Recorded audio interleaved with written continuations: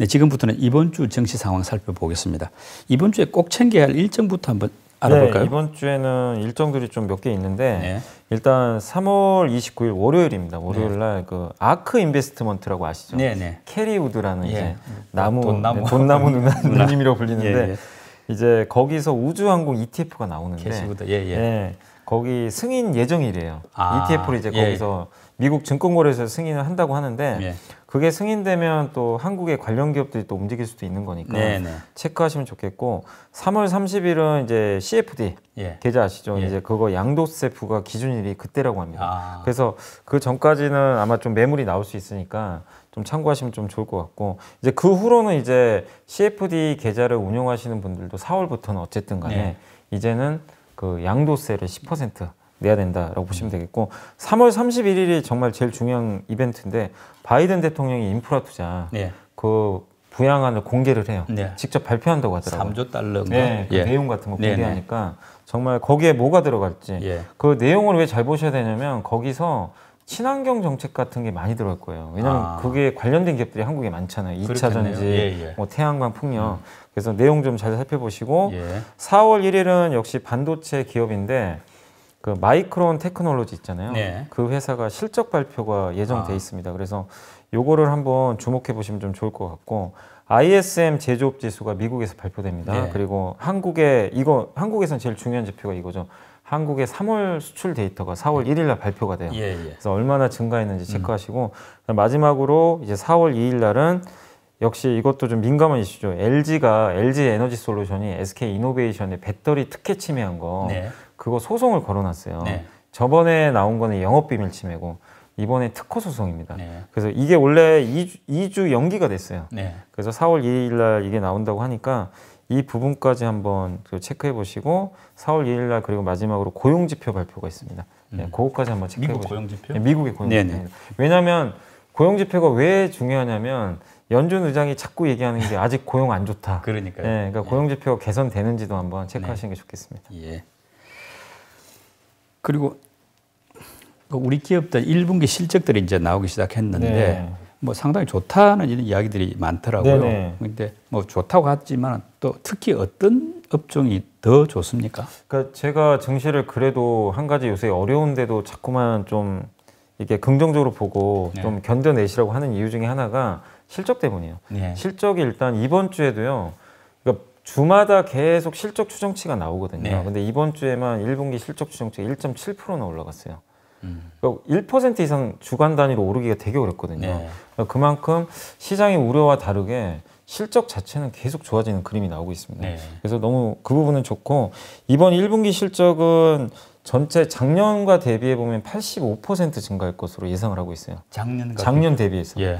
엄청난 수치잖아요, 사실. 85%나 증가했다고요? 증가할 것으로 전망을 하고 있어요. 아니 그러니까 100개 중에서 85개 기업이 증가한다는 뜻인지. 그러니까 전체가 100이면 네. 작년에 100이 나왔으면 네. 185가 나오는 거겠죠. 어마어마하네요. 네. 이야. 그래서 지금 40조 원 정도가 나올 걸로 전망을 하고 있어요. 예. 그러니까 이거는 물론 애널리스트 추정치니까 네. 안 틀릴 수도 있어요. 근데 이제 애널리스트 분들이 매주 하니까 비슷하죠, 결국은. 네, 네. 그렇게 보시면 좋겠고 그래서 왜냐하면 우리 한국이 좀 좋게 좀 나오는 이유 중에 하나가 이제 작년에 기저효과 좀 있어요. 작년에 아시겠지만 우리 한국은 1월부터 코로나 팬데믹이 들어갔어요. 네. 왜냐하면 중국이 그때부터 시작했고 그다음에 유럽과 미국이 3월에 좀 늦게 네, 늘어갔습니다. 그래서 그때부터 좀 안 좋았는데 어쨌든 2월부터 3월까지가 영향권이거든요. 사실은 예. 한국으로 보면 그래서 그 좀 기저효과가 좀 일부 기재 효과를 감안해도 85% 성장은 어마어마하네요. 근데 저도 놀라는 게 3월 달에 수출이 두 자릿수 증가하고 있잖아요. 네. 어쨌든 2월 달도 1월 달도 사실 1월, 2월은 기저효과가 아주 큰 건 아닌데도 네. 수출 데이터가 되게 잘 나와요. 그런 걸 보면은 기저효과가 좀 이상이다 네. 라고 보시면 좋겠고 2분기는 성장률은 좀 둔화는 되는데 네. 그 수치만 말씀드릴게요. 1분기가 40조 영업이익이 예. 2분기가 49조 3분기가 46조입니다. 예. 그러니까 계속 성장은 해요. 네네. 예, 실적 자체는 좋고 업종으로 말씀드리면은 소재, 산업재, 경기 민감주가 좋긴 좋아요. 역시. 화학, 철강, 아까 말씀드린 건설기계 네. 이런 쪽 좋고 그 다음에 성장주 쪽에서는 IT, 예, IT 쪽 그쪽이 좀 좋고 그 다음에 이 실적을 계속 추정을 하잖아요. 네. 추정을 하는데 물론 안 좋아요. 안 좋은 섹터인데 추정치가 안 좋았다가 팍 올라가는 섹터가 되게 재밌는 섹터가 호텔 레저 이쪽입니다. 역시. 예, 그러니까 이쪽이 이제 앞으로 살아날 걸로 보고 그쪽 섹터가 좀 적자 폭이 상대적으로 좀 축소되고 있다 이렇게 보시면 되겠고. 근데 실적이 개선된 기업이 워낙 많다 보니까 또 많다 보면 고르기가 힘들지 않습니까? 그래서 이제 우리 투자자 입장에서 그 실적 좋은 기업 중에서 또 주가도 많이 올라갈 수 있는 기업을 어떻게 고를 것인가. 즉 일종의 그 선택의 기준이 궁금한데 어떤가요? 일단은 실적이 지금 좋으면 당연히 좋죠. 좋은데 문제는 연속성을 보셔야 될 것 같아요. 연속성. 이게 일회성 실적인지. 그러니까 1, 2분기 반짝하고 말면 사실 별 볼 일 없는 거거든요. 그거는. 그래서 그거를 좀 잘 면밀하게 추적을 하셔야 될 것 같아요. 그래서 요새 나오는 게 어쨌든 연속성 측면에서는 일단 반도체는 올해 계속 좋을 거란 얘기가 있어요. 지금도 좋지만 하반기도 계속 좋아지는 그림으로 좀 보고 있고, 그 다음에 요새 좀 계속 나오는 것 중에 하나가 건설업종이 아까 말씀도 좀 드렸지만 어차피 이제 정부가 공급 늘릴 거 아니냐. 그럼 지금도 실적은 좋아요. 공급 안 늘렸는데도 실적이 좋은데 공급까지 늘리면 실적이 더 좋아지니까 이건 연속성이 있는 거잖아요. 그래서 그런 것들, 그러니까 이 회사가 속한 전방 산업이 연속적으로 앞에 그림이 좋아지는 산업인지 아니면 그냥 반짝하다 많은 산업인지 여기에 대해서 충분히 고민을 하셔야 될 것 같아요. 그래야 내가 투자 기간을 결정할 수 있어요. 그러니까 반짝 좋아지는 거면 그냥 단기 매매밖에 안 되거든요.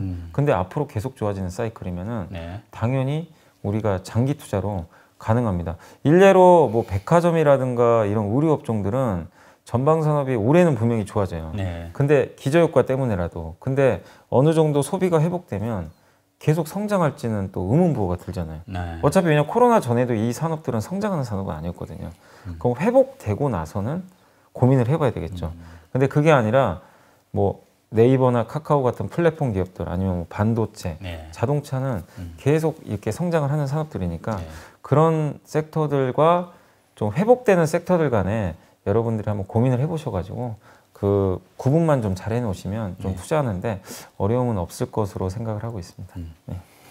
이번 주에 4월이 시작되니까 말하자면 2분기가 이제 시작되는 셈인데 2분기 경기 전망하고 또 주식 전망, 주가 전망은 보통 정시 전망이죠. 어떻게 보십니까? 2분기도 지금 이제 약간 시각은 엇갈리는 게 가치주냐 성장주냐 논쟁은 많아요. 근데 금리 측면에서는 일단 2분기도 좀 가치주가 좀 더 유리하지 않을까. 2분기까지는? 왜냐면 그리고 작년 말부터 어쨌든 올 초까지 성장주가 작년 내내 봐도 너무나 셌잖아요.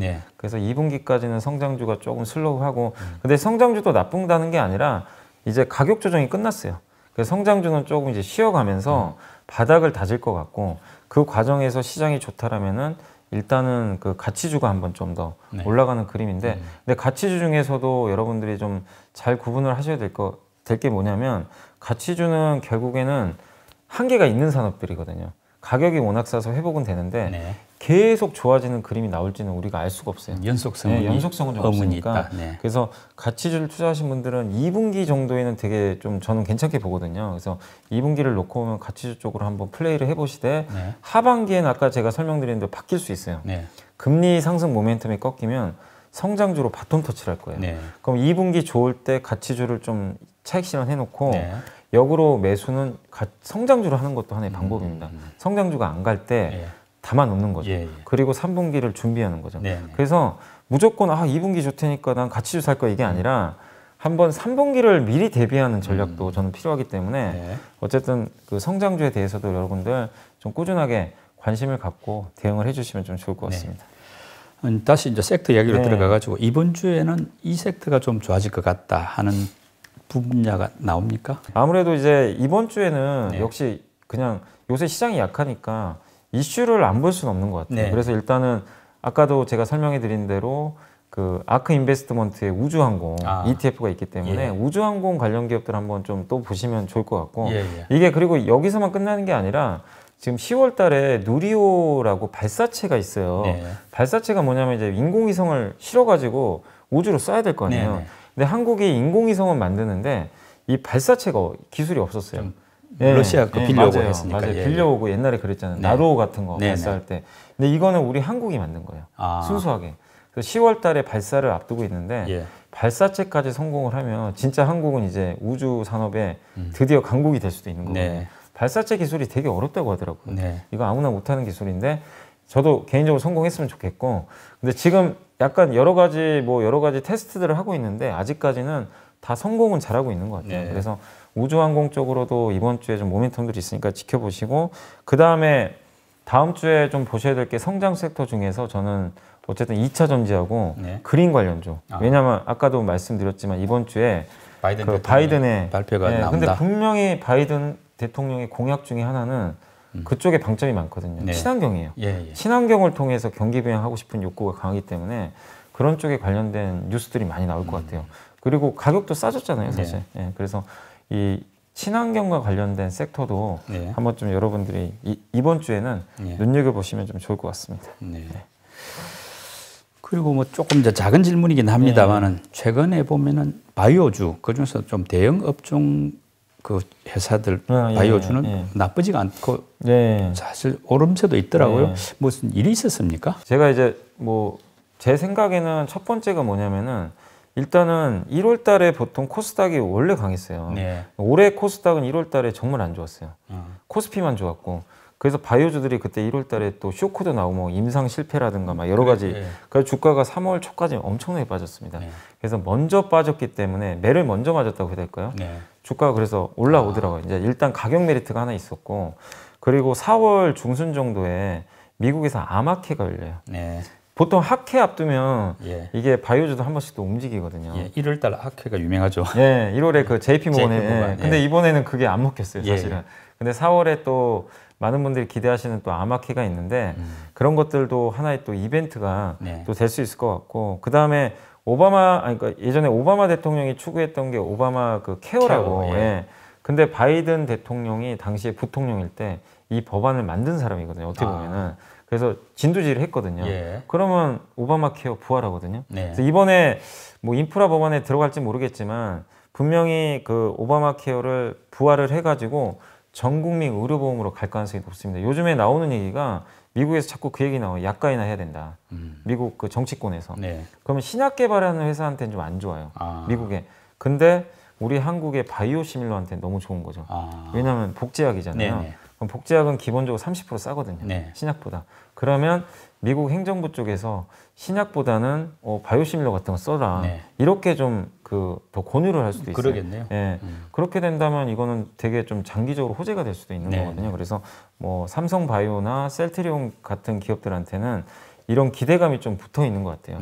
그래서 이런 것들이 맞물리면서 이번 지난주부터 뭐 그 지난주, 그러니까 2주 정도에 걸쳐서 코스닥이 되게 좋았거든요. 분위기가. 그 원인이 아마 이런 바이오에 대한 좀 기대감이 좀 나오면서 강하지 않았나 생각하고 있습니다. 그리고 K 콘텐츠 주가 전망이 좀 궁금한데 최근에 KT가 뭐 콘텐츠 회사 만든다고 하고 했으니까 전체적으로 봐서 분위기도 조금 뭐 뜨는 것 같기도 하던데 이쪽 분야 전망은 어떤가요? 사실 이제 콘텐츠는 지난해 말부터도 되게 좋았고요. 드라마 같은 경우 이제 우리 한국이 워낙 그 드라마를 또 잘 만드니까 되게 이제 그런 부분에 있어서는 좀 긍정적인 좀 뉴스들이 좀 많이 나오고 있는데, 어쨌든 뭐 저는 콘텐츠 계속 우리 한국이 워낙 잘하는 분야 아닙니까? K 콘텐츠. 그런데 여기에 뭐 넷플릭스도 있고 디즈니 플러스도 한국에 들어오고 중국의 아이치라는 기업도 한국 드라마 막 사가고 있거든요. 거기에 SK텔레콤이 웨이브라는 그 또 OTT 서비스를 이용해서 투자를 할 거고, 또 그 CJ그룹하고 그 JTBC 쪽인가요? 그쪽은 또 티빙을 이용해서 드라마 사업도 하고, 그 다음에 이번에 결국 KT까지 여기에 참전을 하니까 아니 드라마 제작사 입장에서는 너무 좋은 거죠. 이건 뭐 서로 그냥 고객들이 자기한테 지금 달라고 하니까 시각이 바쁘니까. 그래서 KT의 이런 투자까지 불을 지펴버린 것 같아요. 그래서 주가들이 되게 뜨거운데 이거는 그냥 일회성 이벤트가 아닙니다. 앞으로 몇 년간 계속 이어질 발생할 이벤트이기 때문에 드라마 만드는 기업들 정말 끊임없이 여러분들 한번 공부를 해보시면 여기서 수익 창출할 수 있는 기회가 앞으로도 좀 많이 남아있다라고 보고 있습니다. 그리고 이제 미국 인텔이 이제 파운드리 진출한다고 선언을 했는데, 그러고 나서 대만의 그 TSMC가 좀 많이 충격을 받았더라고요. TSMC에게는 확실한 악재인데 이제 삼성전자에게는 이게 어느 정도 영향을 줄까, 이게 이제 궁금한데, 뭐 악재는 분명하다는 이야기도 있고 뭐 충분히 견딜 수 있는, 크게 삼성은 타격받지 않을 것이다 이런 이야기도 있는데, 부장님 어떻게 보십니까? 일단 저는 그렇게 큰 영향은 없다라고 좀 보고 있고요. 왜냐하면 이제 그 인텔이 지금 그 7나노 공정한다는 얘기가 있어요. 7나노 공정 2023년부터 생산인데 22조 투자해서 네. 근데 7나노를 못 해가지고 그 작년에 한번 난리가 났었거든요. 네. 우리 지금 7나노 못 만든다. 네. 만든다고 해놓고는. 그래서 그걸 만드는 게 사실상 쉬운 건 아닙니다. 그렇기 때문에 그리고 만약에 7나노에 진입을 해도 2023년도에 그러면 삼성과 TSMC는 이미 5나노, 3나노 가고 있거든요. 네. 그럼 기술 격차, 이미 격차가 벌어져 있기 때문에 그런 면에서는 영향은 좀 제한적일 것 같고 그리고 지금 EUV 공정이라고 극자외선 공정인데 네. 파장이 짧은 네. 그걸 하려면 장비가 있어야 될 거 아니에요. 그 ASML, ASML 장비. 예. 그래서 네덜란드 ASML이 1년에 많이 만들어야 한 40대 되나 봐요. 네. 근데 이게 되게 아이러니한 게 인텔이 이걸 받고 싶어도 못 받아요. 이미 예약 다 차 있어요. 아, 주문 다 TSMC, 했네. 삼성, 거기다 하이닉스까지 계약을 따냈어요. 예. 그럼 줄 수 있는 물량이 없어요. 예. 그럼 물론 ASML 하나를 더 만들지 않는 이상 인텔에 공급하기가 쉽지 않거든요. 아. 그럼 ASML하고 어떤 또 거래를 할지 모르겠지만 인텔이 받을 수 있는 물량은 굉장히 제한적입니다. 그러면 EUV 공정 할 수가 없거든요. 네. 자기가 하고 싶다고 해서. 그런 또 부분도 있기 때문에 이걸 어떻게 해결할 거냐. 한 가지가 있고 그리고 인텔이 이번에 파운드리에 진출한 이유가 자기네 물량도 만드는데 하나가 더 있는 게 애플 것도 따내고 싶은가 봐요. 아, 애플 예. 칩 있잖아요. 네네. 아니면 퀄컴 칩. 예, 이런 걸 이제 우리가 외주해가지고 한번 해보겠다는 거 그러니까 같은데. 미국 회사의 물품을 예. 이제 따겠다, 수주하겠다. 근데 예. 이것도 되게 이해상충인 게 뭐냐면 삼성이 왜 TSMC에 밀렸냐면 예. 삼성이 원래 애플 칩을 만드는 회사였어요. 처음에는. 네. 처음에 그랬죠. 예. 근데 경쟁사니까 이제 맞아요. 스마트폰 때문에 네. 애플이 이거 왜 너네한테 줘야 되지 그러겠네. 이거를 그래서 네. TSMC에 넘겨버린 거예요. 네. 근데 되게 재밌는 사실은 애플이 이번에 애플 맥북에 M1이라는 프로세서가 들어가 있어요. 이거 CPU거든요. 네. 원래 애플이 인텔 거 썼었어요. 아. 근데 자기네가 만들었습니다. 예. 이걸 누가 만들어줬냐? TSMC가. TSMC. 예. 근데 인텔이 외주를 하는 외주 사업을 하게 되면 네. 애플이 여기다 맡길까요? 네. 경쟁사인데. 그러니까요. 이해상충에 퀄컴 마찬가지입니다. 퀄컴도 자체 CPU 만든다 그랬고 네. 마이크로소프트도 서버에 들어가는 CPU 있죠. 네. 이게 원래 다 인텔 거 썼어요. 근데 이 빅테크 기업들이 이제 나도 만들게. 네. 내가 직접 만들게. 왜냐? 파운드리 주면 되니까. 네. 설계만 하면 되는데. 예. 근데 경쟁사가 인텔이란 말이에요. 네. 여기에 맡길 가능성은 높진 않거든요. 오히려 맡긴다면 삼성이나 네. TSMC에 맡기겠죠. 그러니까 이런 그림을 볼 때 인텔의 파운드리 진출이 뭐 미국의 이해관계가 있다고 하지만 현실적으로 이게 녹록한 문제는 아니에요. 사실상 보면 이런 것들을 해결해야 되니까 그래서 너무 크게 위협으로 보진 마시고 그리고 저는 우리나라 반도체 소부장한테는 너무 좋은 거 아닌가요? 그게 호재죠. 예. 예. 투자 늘어나는 네, 거 네. 누가 됐던 간에 투자를 하는 거니까 그리고 여기에 발맞춰서 삼성이 오히려 빨리 투자할 수도 있어요. 네. 인텔이 이렇게 투자를 한다고? 그러면 삼성도 이제 늦춰지면 안 되니까. 네. 그래서 한국의 전체 그 큰 사이클에는 오히려 좀 긍정적인 효과도 있을 수 있다고 보고 있습니다. 네. 네.